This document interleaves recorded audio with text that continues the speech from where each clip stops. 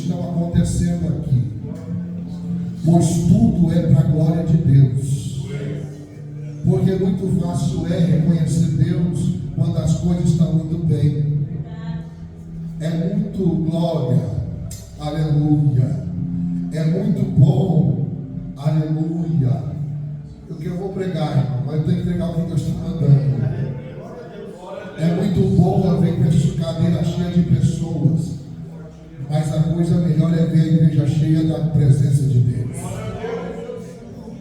E talvez para você que está aqui me vendo ministrar a palavra aqui nessa noite, você talvez está questionando o tempo que a igreja está passando, mas eu quero te dizer que a igreja tem dono, e a igreja é do Senhor Jesus. Oh glória! E a sui mamai, urabacana chamada, urimiranda e a sé. Jesus está aqui, irmão. Glória, aleluia. Urabadaia comindaia santa, urimiranda sé. E eu quero te dizer uma coisa, direcionado pelo Espírito Santo de Deus, já foi cantado aqui hoje. Acalma o teu coração. Ria, surimiranda camarada. Porque depois da tribulação tem anjo, aleluia, para te servir. Talvez você não está entendendo porque Deus te trouxe aqui. Talvez você não está entendendo porque as coisas estão acontecendo na tua vida. Vem aleluia, porque você veio parar nesta igreja, neste ambiente, neste tempo, neste lugar. Mas eu venho como boca de Deus para a tua vida, aleluia, para o teu coração nesta noite, aleluia. Depois do processo, depois de que você aprendeu que o céu nessa noite, ele veio me ensinar e te ensinar. Diz o Senhor nesta noite: tem anjo, tem banquete, mesa preparada, tem resposta. Você vai olhar e vai dizer: foi Deus no princípio, foi Deus no meio, e vai ser Deus até no final de todas as coisas. Glória, glória, oh glória. Vamos lá para a palavra. Glória a Deus. Quando nós olhamos para o livro do Dr. Lucas e nós vemos o capítulo 9, nós vamos no versículo de número 1, ver Jesus, aleluia, dando para nós uma lição de humildade. Por quê? Porque ele vai, mesmo sendo filho de Deus encarnado, mesmo ele sendo o Emanuel, que quer dizer Deus conosco, mesmo ele tendo poder para fazer todas as coisas, porque por ele, para ele tudo se fez, a palavra diz, aleluia, você vai ver que ele ficou 30 anos se preparando para exercer o ministério, para exercer o ministério de 3 anos e meio. Só que chegou um período do seu ministério a qual não pôde continuar fazendo a obra sozinho. Por quê? Porque as demandas foram aumentando, o número de discípulos e ovelhas foram aumentando, e isso fez com que ele tivesse que, aleluia, distribuir aquilo que, aleluia, o Pai colocou para que ele viesse cuidar. Pastor, hoje é culto da família, você está saindo fora do tema, então vamos para o tema da família. Deus te levantou como sacerdote, Deus te levantou como sacerdotisa dentro do seu lar, e Deus, ele te deu um ministério. Esse ministério que o Senhor te deu te chama família. O primeiro ministério que nós recebemos é a família. É lá que é a nossa primeira igreja. Não adianta nós termos, como já foi dito aqui nessa noite, o microfone na mão, se não pastorearmos a nossa família primeiro. Se o homem não liderar e não ter junto consigo a sua ajudadora, a sua esposa, e junto com ela e não liderar a sua família, seu casamento, seus filhos. Por quê? Porque uma casa sem fundamento, uma casa sem alicerce, é como a passagem bíblica diz, é como uma casa que foi construída na areia, e quando as muitas águas vieram, ela tombou, porque não tinha alicerce. Quando a Bíblia fala que as muitas águas vêm, é justamente sobre o que talvez você está pensando agora. Os antigos dizem que você só vai conhecer uma pessoa quando você comer 60 quilos de sal junto com ela. Quando a Bíblia fala assim, que nós vamos ver se a casa está licenciada quando as muitas águas vêm, as muitas águas quer dizer tribulação, quer dizer provação, é quando o dia mau chega, é quando o vento se levanta, é quando o marido marido se levanta pela manhã e diz: eu vou embora, vou arrumar minhas malas, vou virar as costas, eu não quero mais saber de nada, eu estou com a tampa com essa situação. Talvez porque o filho virou adolescente, agora está andando com pessoas que talvez o pai não queria, e aí começa a acontecer discussão dentro de casa. Às vezes é porque está desempregado, talvez porque as contas têm aumentado, o dinheiro não tem dado conta para pagar as contas, é porque talvez às vezes falta, porque a Bíblia fala que a mulher é o vaso mais frágil, nem sempre, aleluia, mas às vezes a mulher não está suportando o processo e o homem está carregando o peso sozinho, talvez uma responsabilidade, pois Deus chamou ele para ser provedor. Às vezes é porque também a mulher, ela está, por ser um vaso mais frágil, ela está vendo a situação indo de mal a pior, e a mulher, ela tem um problema muito grande, que é o problema do que? Quando as coisas apertam, no começo ela fica quieta, mas no silêncio dela não vai durar muito tempo, daqui a pouco ela começa a desabafar, porque senão ela explode, porque senão ela tem uma crise de nervo, e aí às vezes o marido está com tanta coisa na cabeça, e mesmo sem querer acaba falando e magoando, e vem situação, discussão, e da discussão vai para o ADR, e aí o diabo entra no meio, e vem aquela coisa, e não adianta fazer essa cara de crente santo, que com você não acontece, porque onde você não é casado, seu casamento está falido. Mas se tiver, aleluia, falido, Jesus ele está aqui nessa noite para restaurar a tua casa, aleluia. E então a crise vai se instaurando, e aí o que vai acontecendo? Você vai observando que as coisas vão indo de mal a pior. Isso é o que? É quando o mar começa a se agitar. Mas eu quero te dizer nessa noite, e quero liberar a primeira palavra profética para a igreja. Quando o mar está bravio e o barco parece que vai afundar, Deus nessa noite vai fazer você olhar para frente, e você vai ver Jesus andando sobre as águas na tua direção. Vou profetizar mais uma vez, talvez você não olhe para essa palavra. Talvez você entrou aqui angustiada, talvez você entrou aqui dizendo: vou chutar o balde, ou Deus fala comigo naquele culto, Deus naquele negão besugo, para falar comigo, eu vou chutar o balde, eu vou tomar decisão. Deus vai te dizer: não toma decisão precipitada nem debaixo de emoção, porque Deus me trouxe lá de São Paulo para te dizer: eu ainda estou no controle de todas as coisas, inclusive da tua vida, no tempo certo, aleluia, eu tenho uma porta de escape para você, pastor. Só que eu estou falando de responsabilidade e de chamado. E irmão, vai chegando um tempo na nossa vida que as coisas vão tomando uma direção e que nós não conseguimos debater sozinhos. E a Bíblia diz que não é bom quando viva só. Para quê? Porque no momento de aflição e de angústia, ele tem com quem compartilhar o seu sofrimento.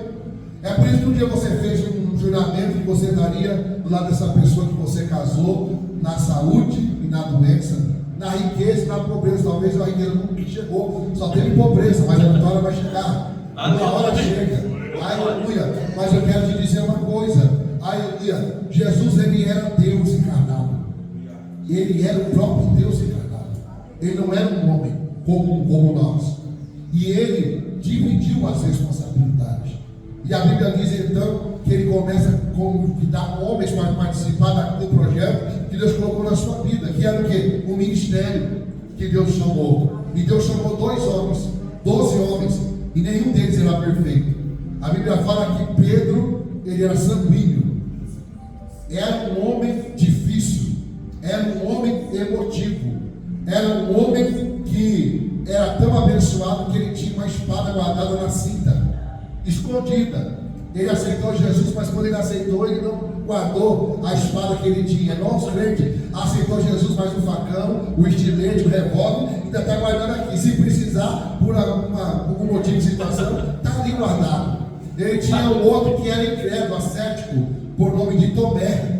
Aleluia. Só que a Bíblia também diz que ele tinha outros homens, como por exemplo, ele tinha Matias, mas Matias, pastor, não foi discípulo de Jesus, não, mas andou com eles, e no final do tempo certo Deus honrou. Aleluia. A Bíblia fala que ele tinha um outro homem, e esse homem chamava Levi, ou Mateus, e ele era, aleluia, um homem que ele era cobrador de impostos. Será que um homem ele era amado? Nós estamos vivendo um tempo no país, não importa se você é bolsonarista ou se você é lulista, o importante é que a conta chegou para todo mundo. E, irmão, já viu o preço de das coisas? Café lá em São Paulo está R$40, o açúcar lá está R$26, R$6, 5 quilos, aleluia, arroz R$30 você vai encontrar lá, e não é arroz bom não, atacadão, irmão, a coisa apertou, aleluia, e todo mundo está querendo pegar, se pudesse, a cabula da presidência e jogava ele no raio de pata, mas ele é presidente, a Bíblia manda nós orar pela autoridade, e nós temos que orar e aceitar até o tempo que Deus determinar. Mas irmão, imagine você saber que você está passando diante de uma pessoa que a culpa de você não estar podendo comer picanha, a culpa é dele, porque ele está aumentando tudo que é imposto, o teu IPTU, o teu IPVA e tudo mais. E quando você está apertado, sem dinheiro, e está faltando o azeite na botija, a farinha na panela, está quase acabando, ele veio e falou assim: ó, o governo mandou buscar o imposto, está com dinheiro aí, irmão, será que ele era amado? Não era, ele era o diabo. Mas Jesus, ele simplesmente, quando passou para a alfândega, ele olhou e sem direcionar nenhuma palavra, sem pregar para ele, só disse para ele: siga-me. Ele está com o coração pronto para seguir Jesus, e ele foi seguir ele. Irmão, a Bíblia fala que tinha um outro, e segundo alguns historiadores, esse daqui, Deus não convidou ele para ser discípulo, ele se ofereceu para ser discípulo, e Jesus não aceitou. Quem era? Judas Iscariote. Jesus não convidou, é o único, pode dar no texto, ele não convidou Judas. Judas apareceu do nada no meio do discípulo, e então ele foi integrado no meio do ministério do discípulo. Por quê? Aleluia, porque Judas, ele tinha as suas qualidades, apesar de ser ele que haveria de trair, ele era um homem de confiança, porque ninguém tem um cartão de R$5.000 Black Internacional da Visa na mão de qualquer um. Jesus tem com a bolsa, com o dinheiro do ministério, e a Bíblia diz que mulheres ricas pegavam e davam, aleluia, mantinham o ministério de Jesus. Irmão, quem é rico não dá R$50, R$20, R$30 de oferta, ele dá R$500, R$1.000, R$2.000, R$3.000 de oferta, porque não faz nenhum tipo de, aleluia, não faz, aleluia, questão, porque isso não vai lhe fazer falta. Isso aí talvez ele ganhe num dia, numa semana. Isso para ele é algo que ele trabalha em coração voluntário, como já foi lido nessa noite para quem oferta, independente se dá R$1 ou se dá R$1 milhão. Mas a Bíblia diz então que ele tinha um cargo de confiança, ele tinha o seu distúrbio na sua essência, ele tinha o distúrbio dele no seu caráter, de ser traidor, mas naquilo que ele se propunha fazer era bom, irmão. E Jesus, aleluia, chamou ele, andou com ele durante todo o tempo. E mais importante, Jesus amou Judas Iscariote. A Bíblia diz então, ele vai, reúne esses 12, e quando ele reúne esses 12, ele dá poder para cada um desses discípulos, poder levar o evangelho para frente. A Bíblia Sagrada diz que quando eles vão, pela primeira vez ser enviados, Deus diz para ele: olha, vai com os enfermos, expulsa os demônios, e leva adiante a palavra, tudo aquilo que eu vos ensinei, ensine também para aqueles que vão ouvir a ministração da palavra. A Bíblia Sagrada diz que ele vai, quando eles voltam com o coração alegre. Por quê? Porque os demônios sujeitavam a ele, porque pessoas foram curadas, e quando eles começaram a pregar, sem o mestre deles à sua volta, o Espírito Santo tomava cera a alma, o coração dele e os lábios, e fazia lembrar, aleluia, com detalhes, tudo aquilo que Jesus tinha ensinado durante a escola de profetas de Jesus. E a Bíblia Sagrada diz que multidões eram banho, por onde os discípulos passavam. Pastor, onde você quer chegar nessa noite? Deus está aqui nessa noite e me trouxe para te dizer que Ele vai tirar você do nível que você está. Você não vai permanecer no nível de ouvinte, você não vai permanecer no nível, aleluia, daquele que está sendo servido pelo mestre. Por quê? Porque quando você vai olhar no capítulo 9, no verso de número 10, vai ter uma multidão ouvindo a mensagem. E Jesus vai agora multiplicar pão e peixe para 5.000 homens, e fora mulheres e crianças. E quando isso acontece, o povo se maravilha. Por quê? Porque tinha um jovem que tinha 5 pães e 2 peixinhos. E quando, aleluia, não se havia, aleluia, padaria nem dinheiro, durante a crise financeira que está existindo naquele momento, naqueles tempos, aleluia, alguém ofereceu aquilo que ele tinha de melhor. Pastor, eu estou entendendo o que Deus está dizendo. Deus me trouxe aqui para te dizer: o tempo de ficar só recebendo e comendo vai acabar. Deus, ele te chama para se aproximar dele, e que se aproximando dele, Deus vai te fazer discípulo, e alguém que vai fazer a obra dele com amor, com carinho, com dedicação, e com responsabilidade. Talvez você veio aqui e diz: mas hoje é a primeira vez que eu venho no culto, e Deus já está me chamando. Irmão, lembra do que eu disse quando Deus chamou Mateus ou Levi, como você quiser chamar ele simplesmente olhou para ele e disse: segue-me. Ele abandonou tudo que ele tinha,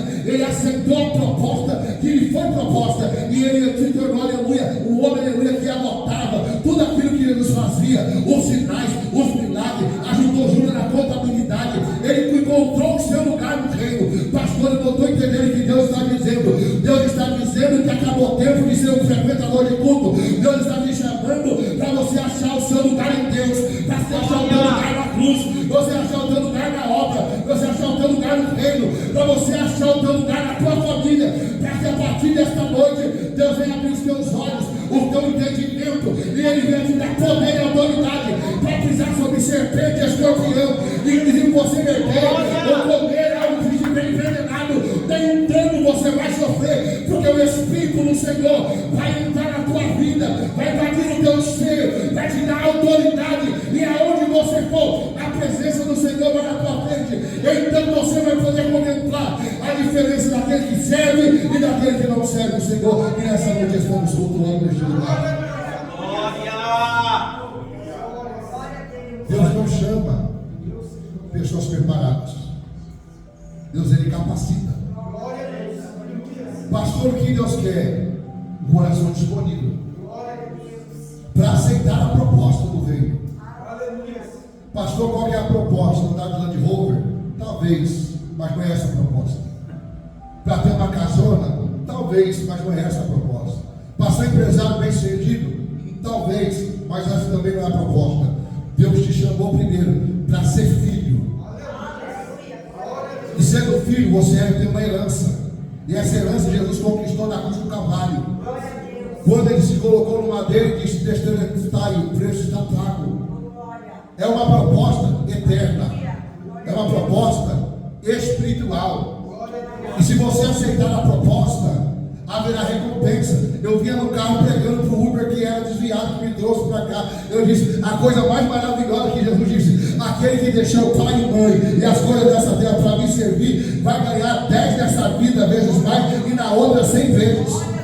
Pastor, eu não estou entendendo. Eu não estou dizendo que evangelho é facilidade. Eu não estou dizendo que você não vai ter luta, ou você vai ficar isento de qualquer tipo de adversidade, não. Mas você não vai continuar andando como alguns estão andando hoje, sozinho. Você vai ter aqui pedir socorro. E o salmista Davi diz no Salmo 121: eleva meus olhos para o monte, da onde me virá o meu socorro. Ele olhava para o plano material, ele olhava no horizontal, não tinha saída. Mas quando ele parou de olhar para os homens, aleluia, e olhou para o céu, ele olhou e disse: agora eu sei que é o céu que vai trazer a minha resposta, é o céu que vai trazer, aleluia, a minha bênção, é o céu que vai trazer socorro. Porque quando as suas expectativas no homem acabam, se coloca a sua esperança e tua fé no Senhor, o homem te falha, o homem, aleluia, ele te promete, não cumpre, mas o céu, daquilo que ele te promete, ele não te deixa na mão, ele te auxilia, ele te ajuda, ele te abençoa, ele te justifica, ele